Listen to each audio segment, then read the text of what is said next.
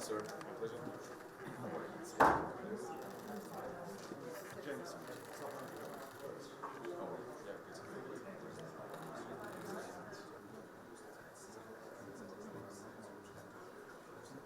Welcome all of you who are watching us.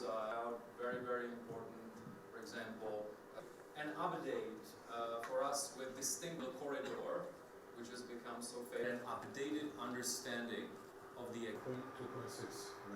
We have a flush 6 this year, and for the next year, because we easily are getting used to someone that will supervise, that will overview your public finances. The U.S. economy right now is developing rapidly. This year we expect to have more than 5% economic growth. This is a very conservative assessment.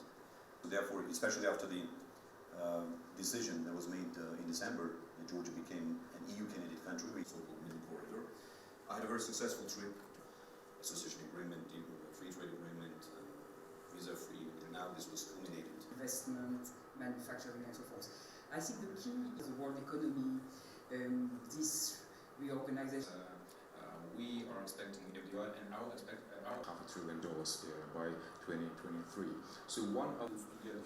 So, and of course we have cultures connecting the two continents, industries, and we are active in 16 different countries. He needs to work for the benefit of his country. He cannot work easily and successfully without having Chinese investments. And we'll always appreciate, we'll always respect it. But this is the only thing that we ask. The occupation of our southern territories. Russia still occupies 20% of our territories. Neighboring countries with Azerbaijan and Armenia. We have very close.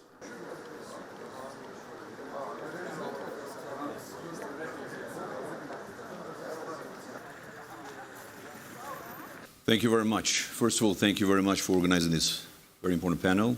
And I also want to join you in congratulating my dear friend, President Vučić, on his great victory. Georgia's economy right now is developing rapidly. In the last 3 years, Georgia's economy grew very fast, and right now we're one of the fastest developing economies in the world. 2 years ago, Georgia's economy grew by 10.5%. Also in 2022, 10.4%. Last year, 7%. Inflation is very low. Last 7 months, it was below 1%. This year, we expect to have more than 5% economic growth. This is a very conservative assessment. So therefore, it's a very good, stable situation. Politically, also, Georgia is very stable. And also, you mentioned trade, and everything is growing. Of course, we are expanding our trade connections and relationship. I also want to mention that FDI was also a record number last year. And so therefore, especially after the decision that was made in December that Georgia became an EU candidate country, we expect more FDIs to flow into Georgia. So, my dear colleague, President Vučić mentioned connectivity. Of course, Georgia, as you know, has a very important strategic location, and we're absolutely committed to the development of this so-called middle corridor, which is becoming a very interesting, attractive alternative route. 2 years ago, we signed a very important roadmap together with our colleagues from Kazakhstan and also from Azerbaijan. We have a very clear, let's say, plan how to develop this corridor, Kazakhstan, Azerbaijan, Georgia, and vice versa. So we know exactly what needs to be done. It means the expansion of ports capacity. It means modernization of our railways, airports, and etc., etc. Roads infrastructure. I'll share with you recent updates about these very important projects. So this year we want to start construction of a new port, new deep sea port in Irakli in Georgia on the Black Sea. Also, the railway modernization is in progress, and this will be completed this year. And the capacity of the railroad in Georgia will be doubled, which will reach more than 48 million tons. We're also going to start the construction of a new airport, because we want to position ourselves as an aviation hub. And Georgia because of its location, has full potential to develop itself, to position itself as an aviation hub as well.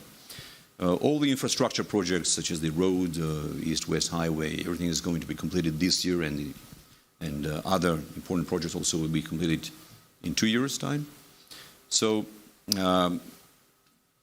I also want to mention the importance of China's interest into this alternative route, so-called middle corridor. I had a very successful trip to China last year. I met with President Xi Jinping, and we decided to elevate our partnership to the strategic level. China's interest has been declared several months ago by President Xi regarding the middle corridor, and I think this will give more impetus and more energy to this, to the development of this corridor. So once again, I want to take this opportunity and publicly thank all the EU leaders who supported the historic decision to grant Georgia the candidate status.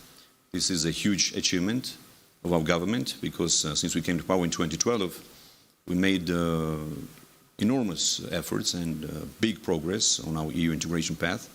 Association agreement, free trade agreement, visa-free, and now this was culminated by this decision, and Georgia became EU candidate country. Also want to mention very briefly that Georgia's economy since 2012, since we came to power, doubled in US dollars. In the last 3 years only, Georgia's GDP in US dollars doubled in per capita wise, because in 2020, per capita US dollar in US dollars was $4,250, something like that. More than 8. And this year it will be $8,600 already.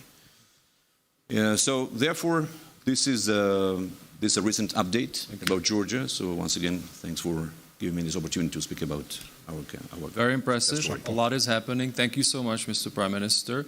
Well, regarding the security situation in the South Caucasus, first of all, of course, you remember the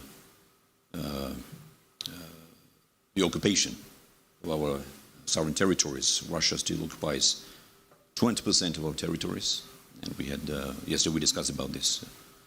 2008, when we had this war, after that war, Russia built military bases and still continues to occupy 20% of our territory. But regardless of this challenge, the security challenge, we managed to achieve an unprecedented and uninterrupted decade of peace and stability, which brought prosperity, economic growth to Georgia since we regained our independence. We've never experienced such a peaceful, stable situation in Georgia like now, like it is now. Regarding the neighboring countries with Azerbaijan and Armenia, we have a very close relationship and partnership with both countries. They are our brothers, they're our friends, and I did try 2 years ago to mediate or facilitate, and we did successfully first mediation when Azerbaijan released 15 detainees and Armenia gave the maps for the mine territories to Azerbaijan. So this was a successful attempt, but it's a very complex situation. We understand there are many players in this region, and what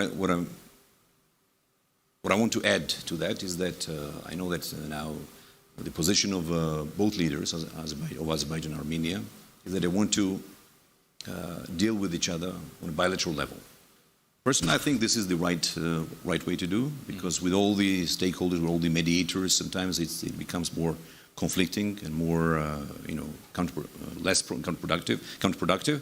So therefore, I wish them all the best. So I very much hope that they will find a solution, and they will soon sign the peace agreement.